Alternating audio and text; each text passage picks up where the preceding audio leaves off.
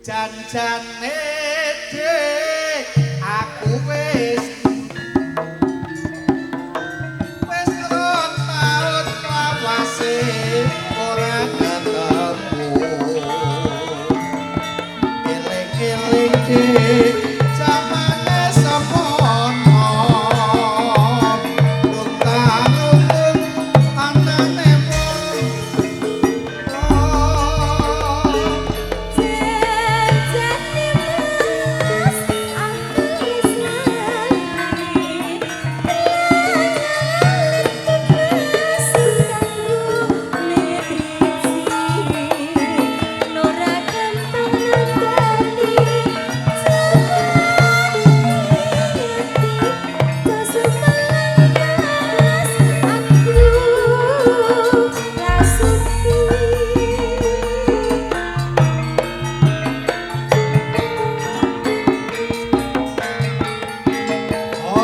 kaya nganggo teklek kecemplung kalem timbang golek luwe becik alung balen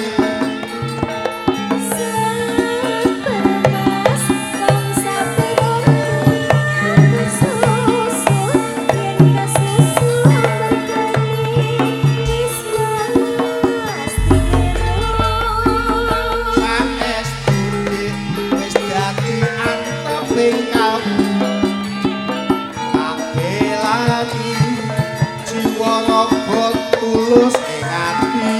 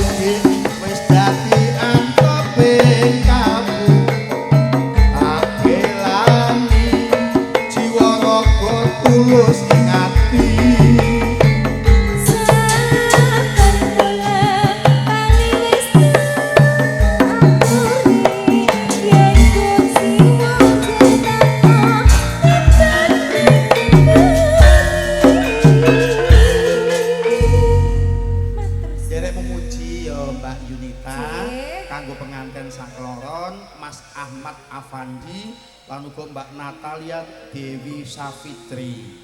Muga-muga anggone jejodohan iso nemokke urip sing ayem-ayem tentrem, murah rejeki, panjang umur, slamet donya, slamet akhirat. Amin. barakallahu laka wa barakan alaika wa jama'a bainakum ma fi khair.